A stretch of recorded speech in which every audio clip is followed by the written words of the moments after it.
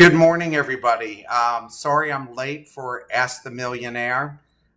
Somehow my technology had a problem because we've had great thunderstorms here in Philadelphia. So I'm finally able to get on. Hope all of you are doing well, staying safe, making sure you're wearing your mask.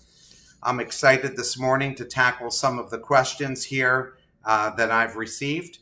My first one is from Belle Donovan. Belle writes, "We sell magnetic eyelashes both online and in person. I've never established a professional sales process with scripts. Do I do this myself online? If so, do you have recommended resources, or should I maybe hire a coach to help me?" And the reason I ask about incentives is because there's a lot of crappy products out there that people try and then they hear about mine and are reluctant to purchase because of the crappy companies.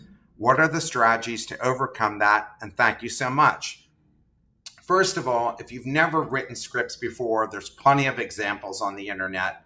And if you really don't feel comfortable doing that, what I would definitely suggest you do is get a sales coach who has written scripts before and has done that. And I would look for someone who's done exactly what you're looking for, which is selling, developing scripts for consumer products targeted at females. And probably I would go and try to find a female sales coach who has that kind of background and experience. I think that would be extremely helpful to you. And the other thing that I would do is I would create videos about your product and showing people wearing it and talking about it. And I would get endorsement videos from people who have actually used it.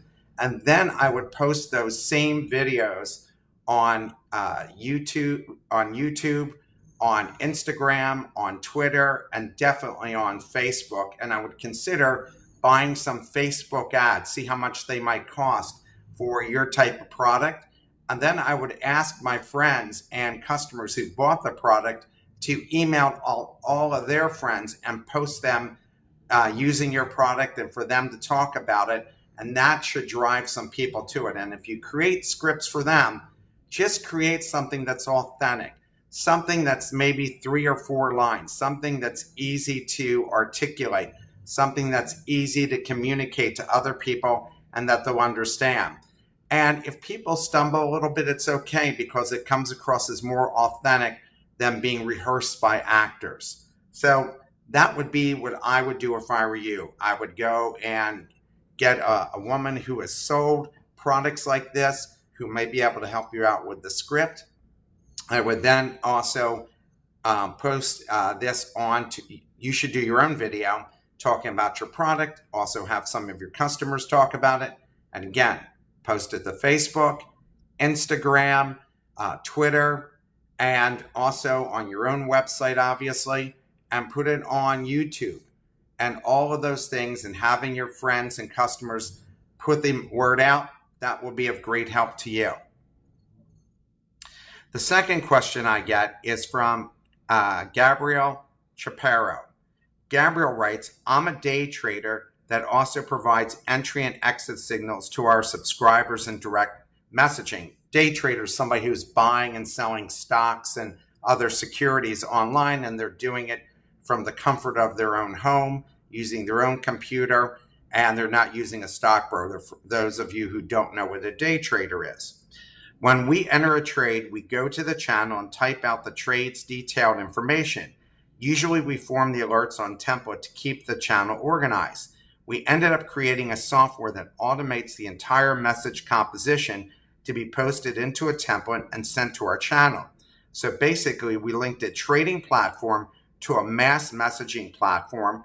Amongst our other capabilities, the software saves us tons of time and tedious work. We now plan to sell this software to signal providers like myself. I'm asking this question because I've read the articles on calculating the price of a service, but most of them advise me to look at a competitor and to know my market. In my situation, I have not found a competitor. So here's what you need to do. You need to create first a spreadsheet that has all of your cost in it. And that means your cost of the time you're taking to go and market the product, sell the product. If you have rent, you need to calculate that in. if in fact you have a website and the development of the website and the hosting of the website and then it changes to the website, every conceivable cost that you have, insurance, internet access, if you pay for Bloomberg, whatever your costs are going to be for running your business, this particular business, you need to calculate all that in and then add 20%. At the same time, even if you don't have a direct competitor, you can look at similar businesses in other fields or indirect competitors and see what they're charging to get a sense of what people would be willing to pay for a similar service to yours. So if you go and do those things, a spreadsheet with all your costs in, including the time you put in into things, the money you spend in hiring an accountant to pay your taxes, any software that you buy to run your business like Microsoft 365 or something along those lines, everything and anything, people that work for you, put it all into the spreadsheet, add it all up, and then add 20-25% to it so you have a decent enough margin that you're able to go and make some money. The next question comes from Brad Coleman. Brad asked, hello, I have a question regarding partnership. I have a business partner who has some equity in my company.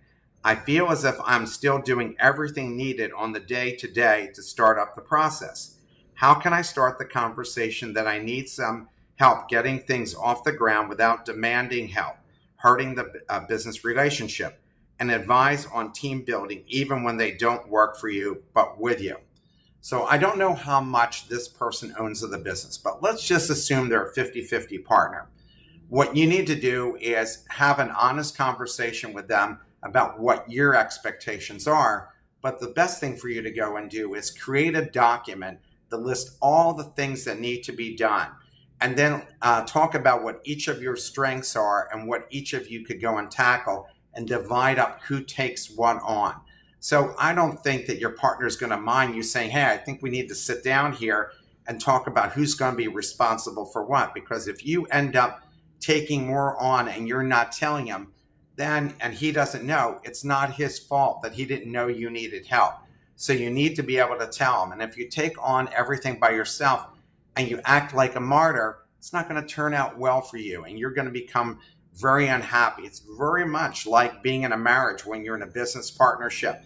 You always have to have open communication and decide how chores are divided up and what's fair and equitable for each person, both in time, stress that's involved in handling these different items. And you might find that each of you has a certain set of skills. Your skill might be operations. Your partner's skill might be sales. Your skill might be innovation. And his skill might be developing processes to make sure that whatever you're innovating is going to work. I work with two people in a new venture called Funding Organizer. And my girlfriend just recently joined us in this project, in this new venture. And she is a master at mapping out processes. So I created the idea. I have a programmer who's doing all the programming. And she's mapping out processes for us and taking a look at all the emails I created and thinking about the sequence, thinking about how they should be written. But we're all dividing up these different chores and deciding how they should be done. So all of us feel like we're getting something done, but nobody feels like they're taking it all on by themselves. Again, the worst thing that you want is to be so stressed out, and you should have a partner that you can have a conversation. Another question I saw here, and this was also from Belle Donovan, how do you develop a sales process in sales and objections and handling scripts to my business? And if you're going to go and develop those scripts, as I said, you should get somebody who has experience in that particular area. And if you're going to go incentivize people to help you sell this product, give them a much bigger commission than in the beginning than you might give later people, because you need people out there going to sell this. So I think that having a bigger commission in the beginning, so you grab their attention so they want to go and sell your product, is going to be extremely helpful. Well, it was good speaking to all of you. I'm sorry I was running late here in Philadelphia.